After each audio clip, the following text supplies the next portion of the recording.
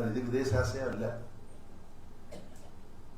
ഇത് വിദേശാശയമല്ല എന്നുള്ളതിന് ഏറ്റവും നല്ല ഉദാഹരണം, നിങ്ങൾ ഇവിടുന്ന് കുറച്ച് മാർത്താണ്ഡം അടുത്ത് ചെന്ന് കഴിഞ്ഞാൽ സ്വാമിത്തോപ്പ് എന്ന് പറയുന്നൊരു സ്ഥലമുണ്ട്. സ്വാമിത്തോപ്പിൽ പോയി അയ്യാ വൈകുണ്ഠസ്വാമിയുടെ ആസ്ഥാനം കണ്ടിട്ടുള്ളവരുടെ ഉണ്ടോ? ഈ പുസ്തകം നിങ്ങൾ വായിക്കണം എന്നുള്ളതിന് പുറമെ നിങ്ങൾ എപ്പോഴെങ്കിലും അവിടെ ഒന്ന് പോകണം. അപ്പൊ അവിടെ പോകുന്നതിന് മുമ്പ് ജാതിഭേദം മതദ്വേഷം ഏതുമില്ലാതെ സർവരും സോദരത്വേന വാഴുന്ന മാതൃകാസ്ഥാനമാണ് എഴുതിവെച്ച സ്ഥലത്തും നാരായണഗുരുസ്വാമിയുടെ സ്ഥലത്തും പോകണം. ഈ ഭേദമൊന്നുമില്ലാതെ എല്ലാവരും സോദരത്വേന ജീവിക്കുക എന്ന് പറഞ്ഞാൽ സമത്വമാണ്. സമത്വം ഉണ്ടെങ്കിൽ നമുക്ക് സോദരന്മാരായിട്ട് ജീവിക്കാൻ പറ്റുള്ളൂ. അപ്പൊ ശ്രീനാരായണ ഗുരുസ്വാമി സ്വാമിയോട് പറഞ്ഞത് മന്ദിരമായിട്ട് അത് തന്നെയാണ്. പക്ഷെ ശ്രീനാരായണ ഗുരുസ്വാമിക്ക് മുമ്പ് അയ്യാ വൈകുണ്ഠസ്വാമി എന്ത് പറഞ്ഞു?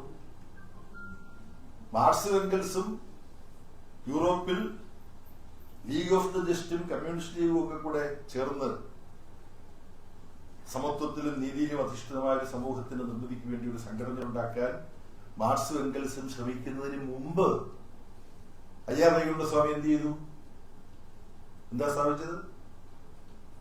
സമത്വ സമാജം. സമത്വ സമാജം. അയ്യാ വൈകുണ്ഠസ്വാമികളുടെ സമത്വ സമാജം എന്നുള്ള സങ്കല്പത്തിൽ സ്ത്രീ പുരുഷ സമത്വമുണ്ട്.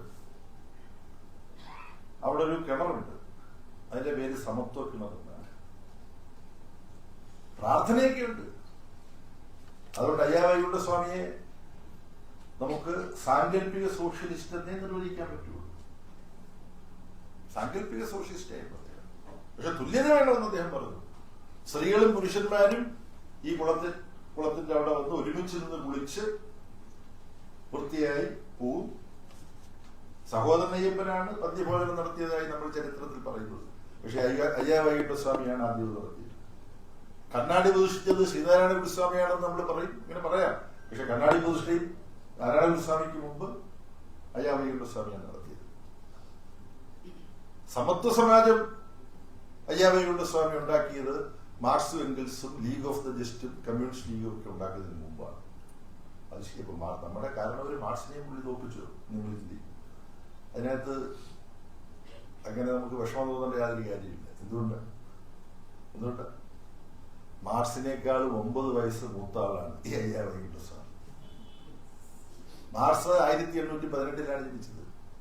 അയ്യാ വൈകുണ്ഠസ്വാമി 1809 ജനിച്ചത്. അപ്പൊ മൂപ്പ് കൂടുതൽ അയ്യാ വൈകുണ്ഠസ്വാമിക്ക്.